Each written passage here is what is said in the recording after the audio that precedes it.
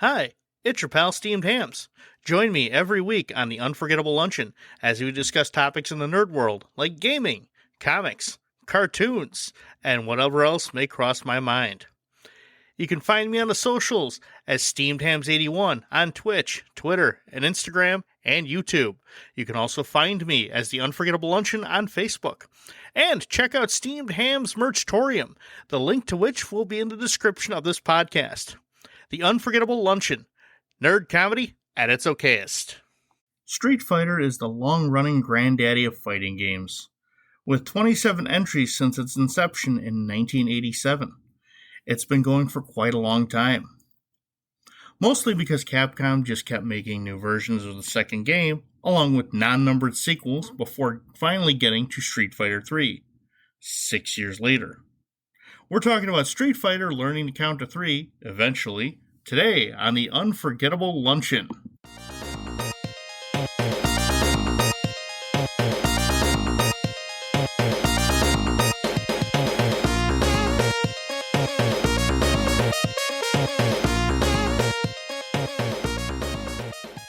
Hello, it's your old pal Steamed Hams. I hope you're ready for another Unforgettable Luncheon. Before we begin today's episode, I'd like to tell you about Ghost Lord and the Quest for Dark Presence. Ghost Lord and the Quest for Dark Presence is a documentary about Dark Presence, a fighting game that's been in development for almost 30 years. It follows Doc Mack, a man who, as a teenager, decided to make a new fighting game. Many years, some stumbling blocks, and one giant arcade later, the game still isn't finished. The film chronicles the early years of the game, the many trials and tribulations faced by Doc and company, how he built the world's largest arcade, and where the game is at now. The documentary is a tribute to never giving up on your dreams. The production company behind the film, Year of the Phoenix, has started a Kickstarter to raise funds to finish the film. The campaign runs until April 28th. Can you help us finish the project? I've contributed. You should too. Go to ghostlordkickstarter.com/start today to contribute. The link is also in the description of this episode. Street Fighter. Without it, there'd be no Mortal Kombat, no Killer Instinct, no Primal Rage, no Full House Fighter. Okay, maybe I made that last one up. Or did I? Released in 1987, Street Fighter focused on Ryu, who joined the Street Fighter tournament to prove he was the best. He fought 10 opponents across 5 countries. Now, the thing about this game was you could only play as Ryu. You didn't have a selection of characters in which to play as. It was the style at the time. The only way to play as a different character was to be the second player in a 2-player game. And then you got to play as Ken. If you won the game as Ken, you continued the game as Ken. Of course, if Ryu won, Ryu got to go and continue the game. Other than that, no character selection, you just had Ryu. I did play this game before. I wasn't a fan of it, to be honest. It was a little rough to play, so I might give it a try in the future, but other than that, wasn't fun. Street Fighter II: The World Warrior was released in arcades in 1991, and boy did it ever blow up. You had a choice of 8 fighters to choose from. You had Ryu and Ken, who were basically identical in every way except appearance. You had Blanka, Chun-Li, Dhalsim, Zangief, Guile, and Honda, all with their own special moves, input through precise joystick and button combinations, which I never learned because I'm a button masher. You fought the other 7 characters, along with 4 boss characters, Balrog, Vega, Sagat, not Bob Saget, who was also a carryover from Street Fighter 1, as he was the main boss, and the head bad guy, M. Bison. Now, a little fun fact, 3 of the names had to get switched around because the character we know as Balrog was originally M. Bison, was supposed to be kind of a parody of Mike Tyson. But they wanted to avoid a likeness infringement lawsuit, so they moved the name Bison to the main bad guy, who was Vega. Vega got moved to the guy with the claws and the mask, who was originally Balrog, and Balrog became the Boxer. The only one who didn't get his name switched was Sagat. Of course, they were also trying to avoid, I'm sure, Iron Mike showing up, punching everybody and biting off their ears. But to be honest, I know he's mellowed out in the last, 10, 15 years, because now he just drives around in a van solving mysteries with his adopted Chinese daughter, a ghost, and a talking pigeon. That was a great show. I love it. It was back to Street Fighter 2. It was an extremely popular game, with people spending millions of dollars in quarters, tokens, and whatnot to find out who was the better fighter. That game was constantly crowded in the arcades I went to. I rarely got a chance to play it, especially because it was one of those 50-cent games, and I always got a limited number of quarters or tokens, so I couldn't always play it, and so I didn't get to play it much until it hit the consoles, and even then it was hard to get.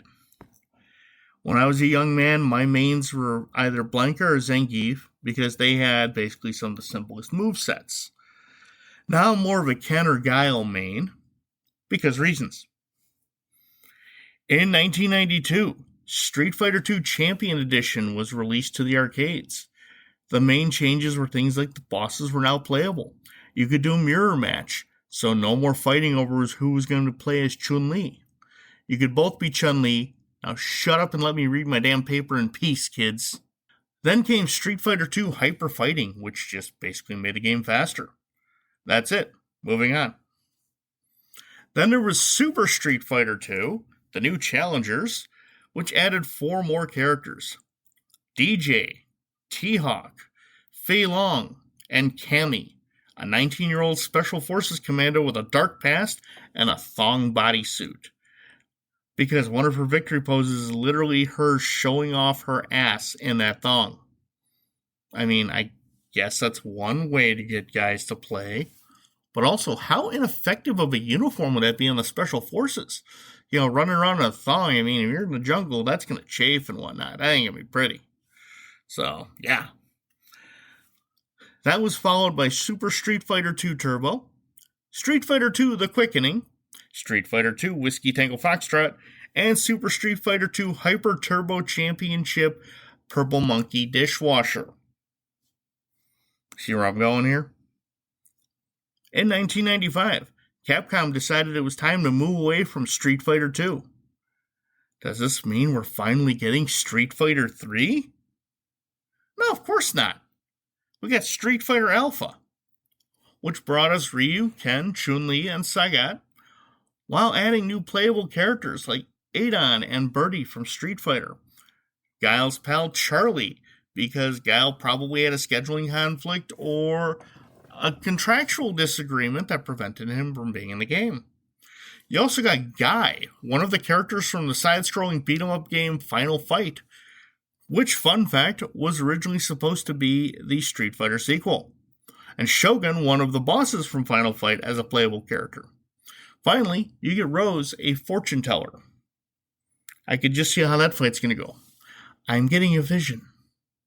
Yes, it's all coming to me. It's getting clearer. It's me, kicking your ass. In this game, you also got 3 bosses. You got Bison from Street Fighter 2. You got Akuma, who is more of a secret boss, and Dan. Yes, just Dan. But surprisingly, he's just some chump who's surprisingly easy to beat, considering, all the stuff you have to do to get to him. So, from there, we got Street Fighter, the movie, the game. We've discussed this nonsense previously. Long story short, trying to cash in on the Mortal Kombat realistic realism digital craze didn't work, so we're moving on. I am not talking anymore about this game. 1996 saw the release of Street Fighter Alpha 2. This made the bosses from Street Fighter Alpha playable, added 2 more Street Fighter 2 characters, a Street Fighter character, another Final Fight character, and a Japanese schoolgirl named Sakura. Because when you think deadly superpowered martial arts competition, who's the main person you think of? Yes, a Japanese girl in high school. Oh yeah, she's going to be safe. Now, going with the naming convention they've had with the past few games, or at least the past game with the multiple versions of it, can I expect that the next game is going to be Street Fighter 2 Alpha 2 Turbo Hyper Champion Velveeta Underwear Knuckle? One can only hope. Then along that time, we got X-Men vs. Street Fighter. Simply put, it's Street Fighter characters fighting X-Men. I want to know, A, what fanboy came up with this, and or B, was somebody at Capcom just sitting there kind of, hits blunt. Man, who would win in a fight? Ryu from Street Fighter or Wolverine? I don't know, man. Let's make a game and find out. Now, I don't know what the beef between the X-Men and the Street Fighter crew was, but it happens.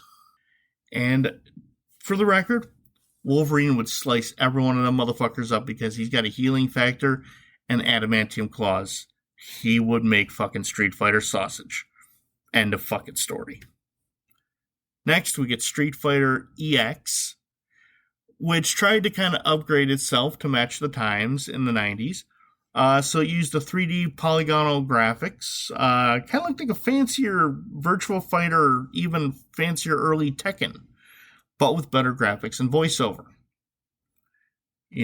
Which was the style at the time. I haven't actually played this one, but I heard it's really good, so I'll have to give it a chance.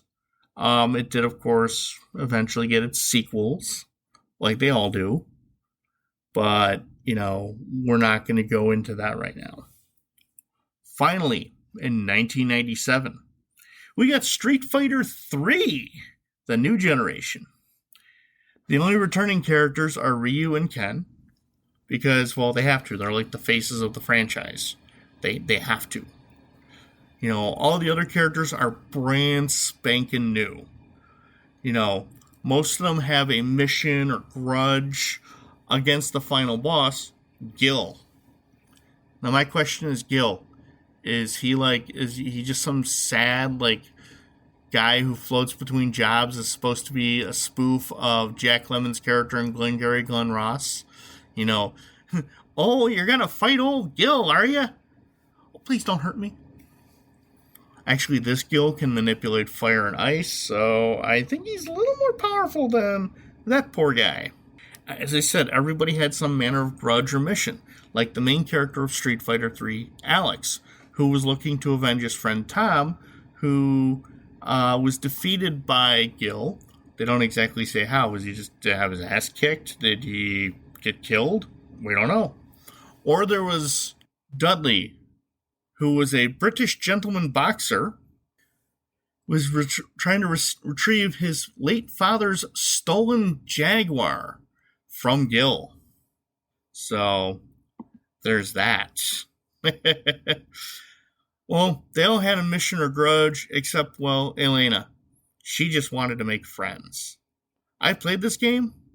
It's pretty solid, and it is worth the wait with the billion other titles between this and Street Fighter 2. Of course, the sequel upgrade naming convention shenanigans continued with Street Fighter 3 and EX and Alpha all the way until 2008 when we finally got Street Fighter 4. Look at that. Capcom is like Psycho Stick. They can finally count to 4. Of course, this came 11 years after Street Fighter 3, so we had to wait. They also, of course, with 4, did the Super Street Fighter 4, Street Fighter 4 3D, that sort of thing. But they also had some cool ones out after that, like Street Fighter vs. Tekken, Street Fighter vs. Mega Man. Street Fighter vs. Tekken, I've heard, is pretty good because it's two legendary fighting franchises together at last. I've yet to try it. I'd love to get my hands on it. Don't know if I ever will. 2016 saw the release of Street Fighter V, Unfortunately, the arcade was only released in Japan, but we did get a console version for the PlayStation and Windows in the US. I have played this because, of course, the arcade I go to has the Street Fighter V arcade game. I main Guile on that like crazy, and it is absolutely fun.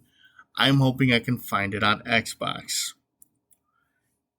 Now, they would skip to the Street Fighter well 3 times more before Street Fighter 6. You had Super Street Fighter 2 Turbo HD Remix in 2008 for the consoles. All right, which was basically just a fancy updated version of Street Fighter 2.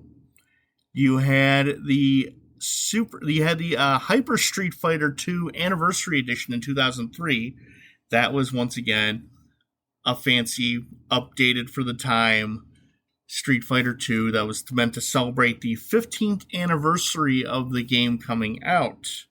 So that wasn't too bad. And then, of course, there was Ultra Street Fighter 2 The Final Challengers, released in 2017 exclusively for the Nintendo Switch, which once again was just a fancy updated Street Fighter 2 with a couple extra modes and a lot of problems, I guess. So now I understand it appearing on collections like the 30th Anniversary Collection or what have you. But outside of collections, I'm hoping that's it with Street Fighter 2, that's the end of that chapter, because it's getting annoying. Street Fighter endures even today, with Street Fighter 6 on its way this year to consoles, and the arcade unfortunately only being released in Japan exclusively. But then again, as we saw with Street Fighter V, that will eventually make its way to the US. I can bet on it. Well, that's it for another unforgettable luncheon. I hope a good time was had by all. You can find me on Facebook, Twitter, Instagram, and Twitch as SteamedHams81. I would love to hear from you, the good and the bad. Just wanting to reach out to me. And if you like what you hear, definitely spread the word. Tell people about it. I will now be posting my podcasts up on YouTube as well for you to see. It'll just won't be seeing me, but you'll be hearing me. Don't forget to check out that Kickstarter for Ghost Lord and the Quest for Dark Presence. Any help would be greatly appreciated. This is Steamed Hams, telling you to join me next week when the topic will be something nerdy.